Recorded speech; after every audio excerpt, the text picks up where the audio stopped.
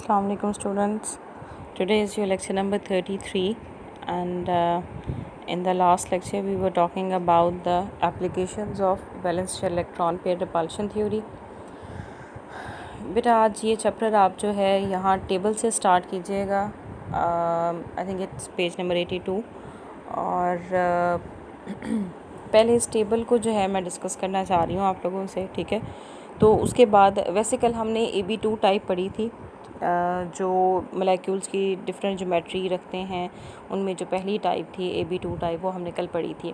एक दफ़ा मैं आपको ओवरव्यू देना चाह रही हूँ इस टेबल से ताकि आपको पता चले कि हम जो है मोलेक्यूल को किस तरह से देख रहे हैं. एक तो मैंने बता दिया था आपको कि आपके पास जो ए है, एक आपके पास सेंट्रल एटम है. ठीक है, ए उसको रिप्रेजेंट कर रहा है.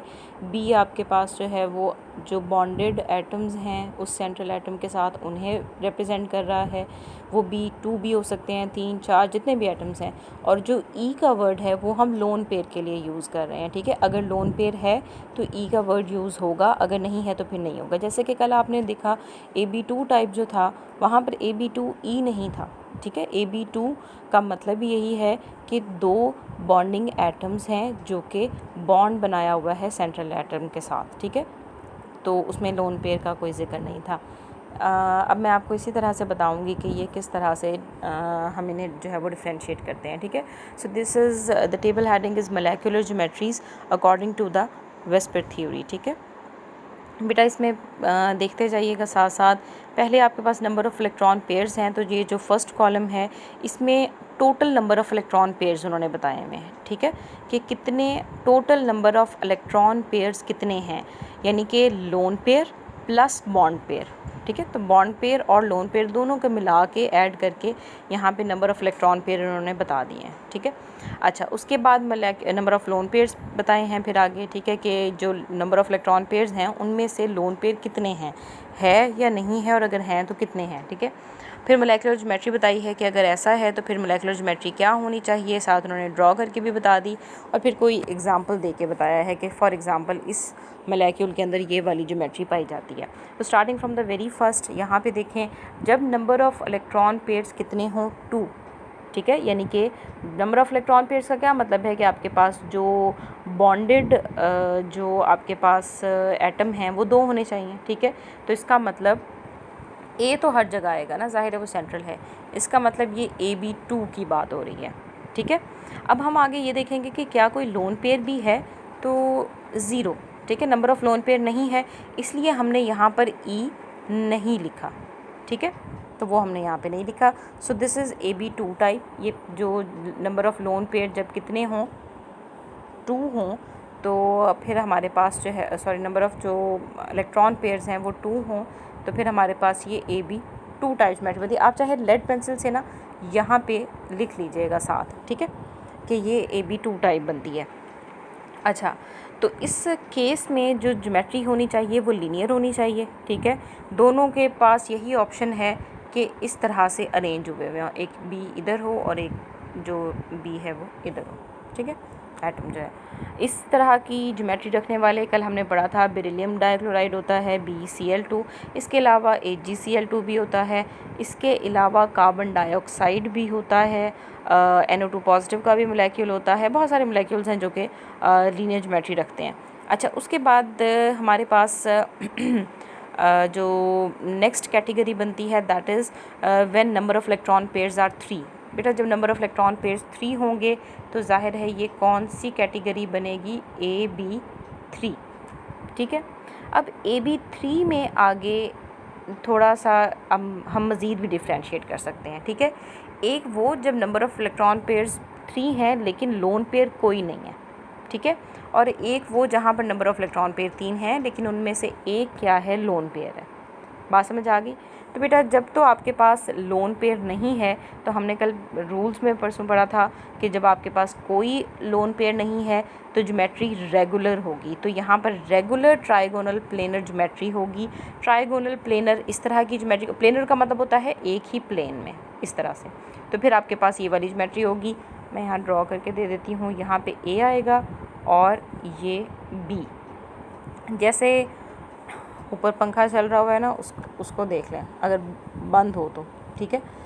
तो जैसे कि उसके आपके पास विंग्स होते हैं ना फ़ैन के, बिल्कुल उस तरह की ज्योमेट्री होती है ये, ठीक है। दरमियान में सेंटर पोर्शन आप समझ लें सेंट्रल एटम है, और जो विंग्स हैं वो आपके पास 3 बॉन्ड भी जो है वो एटम ने बनाए हुए हैं, ठीक है, बिल्कुल वैसे ही। तो दिस इज़ ट्राइगोनल प्लेनर। इस तरह की geometry BF3 molecule, BCl3 molecule या फिर फॉर्मेल्डिहाइड का मोलेक्यूल फॉलो करता है। फॉर्मेल्डिहाइड के मोलेक्यूल की ये ज्योमेट्री होती है बिल्कुल इस तरह से, ट्राइगोनल प्लेनर ज्योमेट्री ये, ठीक है। अच्छा, उसके बाद दूसरी कैटेगरी हमने कहा वो जहाँ पर एक लोन पेयर है। जब लोन पेयर है तो अब लोन पेयर की वजह से ये जैसे यहाँ पे बताया हुआ है, ये लोन पेयर की वजह से ये जो दोनों एंगल हैं या जो दोनों बॉन्ड्स हैं ये श्रिंक हो जाएंगे, अंदर की तरफ थोड़े से डिफ्लेक्ट हो जाएंगे, ठीक है, जिसकी वजह से ज्योमेट्री रेगुलर नहीं रहती। हम इसे ट्राइगोनल ज्योमेट्री कहते हैं, ठीक है। कहेंगे है ये भी ट्राइगोनल, ठीक है। ये भी आपके पास एक ऑर्बिटल में ही मौजूद है ना, ये सॉरी फॉर एग्जांपल ये SO2 की बना के देख लेते हैं, S और ये लोन पेयर है तो ये भी एक ऑर्बिटल के अंदर ही मौजूद है, लेकिन इसने ज़्यादा जगह घेरी हुई है इस लोन पेयर ने as compare to these bond pairs, ठीक है। अच्छा, उसके बाद हमारे पास कैटेगरी आती है 4 यानी कि AB4, ठीक है। AB4 में एक वो केस है, अब मैं इसको थोड़ा सा ये हम मज़ीद एक्सप्लेन वहाँ पे करेंगे जहाँ पर इनको डिटेल से पढ़ेंगे, मैं वैसे बता देती हूँ। यहाँ पर एक वो केस है जहाँ कोई लोन पेयर नहीं है, एक वो जहाँ एक लोन पेयर है, एक वो जहाँ पर 2 लोन पेयर्स हैं। फिर आ जाता है AB5, वहाँ पर एक वो केस जहाँ कोई लोन पेयर नहीं है, then there is 1 lone pair, 2 lone pairs and 3 lone pairs, ठीक है। तो साथ साथ उनकी ज्योमेट्री भी आप देखते जा रहे हैं। फिर AB6 टाइप आ जाती है, उसमें जहाँ पर कोई लोन पेयर नहीं है, जहाँ पर एक लोन पेयर है और जहाँ पर 2 लोन पेयर्स हैं, उस तरह उनकी ज्योमेट्री किस तरह से अरेंज हो जाती है, ठीक है। तो ये एक दफ़ा मैंने ओवरव्यू देना था। अब हम इनको AB2 टाइप हम पढ़ चुके हैं, आज हम AB3 टाइप को डिस्कस करेंगे। ये कौन सी टाइप है? जहाँ पर molecules with 3 electron pairs around a central atom. तो सेंट्रल एटम के अराउंड कितने हैं? 3 इलेक्ट्रॉन पेयर्स हैं। इसकी जो ज्योमेट्री होती है बेटा वो क्या होती है? ट्रायंगुलर प्लेनर ज्योमेट्री होती है, ठीक है। इसकी एग्जांपल्स में BF3, BCl3, BBr3 यानी कि और BI3 जो है वो उन्होंने दिए हुए हैं। ये ट्राइगोनल प्लेनर ज्योमेट्री है। ऑल आर ट्राइगोनल प्लेनर या ट्रायंगुलर प्लेनर आप दोनों कह सकते हैं। That is the flat molecule in which the bond angles are 120 degree. जाहिर है बॉन्ड एंगल कितना होगा, बॉन्ड एंगल बताना बहुत ज़रूरी होता है, ठीक है। उस ज्योमेट्री का बॉन्ड एंगल कितना होगा यहाँ पर? 120 डिग्री। जाहिर है हर ये यहाँ से यहाँ कितना एंगल है? 120, इधर से इधर 120, इधर से इधर 120, ठीक है। ये जैसे BF3 का मोलेक्यूल दिया हुआ है, तो पहले उन्होंने लीव स्ट्रक्चर बना के दे दिया है, फिर उन्होंने आपको इस तरह बॉन्डेड फॉर्म में दिया है, और ये इसका वेस्पर मॉडल बनता है। ये आप देख रहे हैं बिल्कुल एक ट्रायंगल की तरह। अगर हम इनको डॉटेड लाइन से मिलाते हैं, क्योंकि ये बॉन्ड नहीं होता ये वाला, ठीक है, तो ये डॉटेड लाइन से मिलाते हैं, तो आप अगर डॉटेड लाइन से मिला के देखें तो बिल्कुल ऐसे लगेगा जैसे एक ट्रायंगल है। तो दैट इज़ वाई इसे ट्रायंगुलर प्लेनर या ट्राइगोनल प्लेनर भी कहते हैं। फिर हमारे पास अब इसके अंदर एक और कैटेगरी वो बनती है, ये वाली, दिस वन, ठीक है। ये तो AB3 बनती थी, ठीक है, क्योंकि कोई लोन पेयर नहीं था। अब जब लोन पेयर है तो फिर हम किस तरह से लिखेंगे?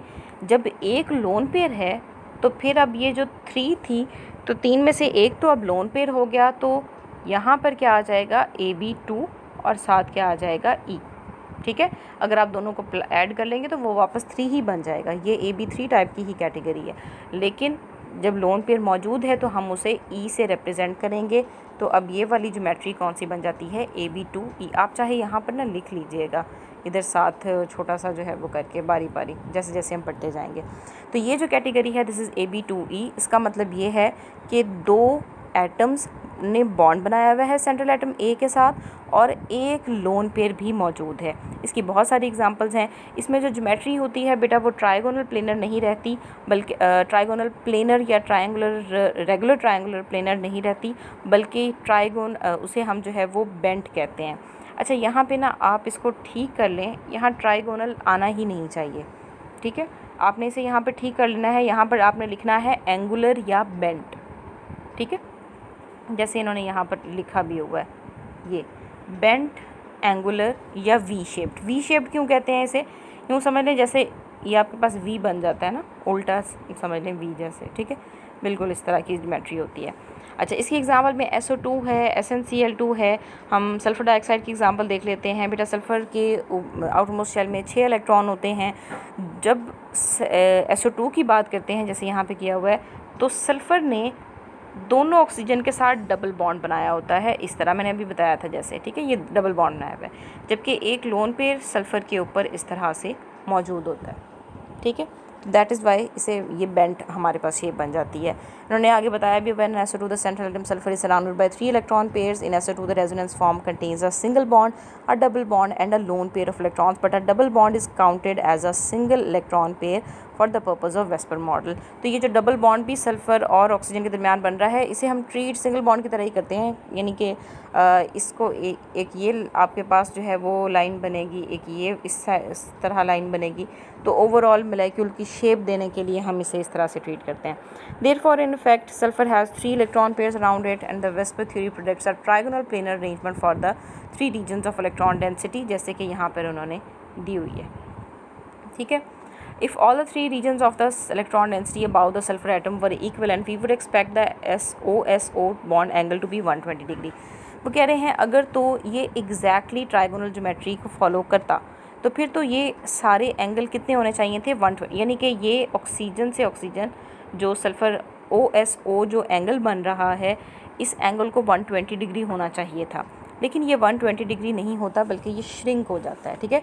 Clearly the 3 regions of the electron density are not equivalent because the 2 regions are associated with SO bond while the third region is the lone pair of electron. तो बेटा लोन पेयर की वजह से, मैंने बताया था लोन पेयर ज़्यादा जगह घेरता है, जिसकी वजह से ये जो बॉन्ड हैं ये क्या हो जाते हैं, थोड़े से श्रिंक हो जाते हैं, अंदर की तरफ श्रिंक हो जाते हैं, ठीक है।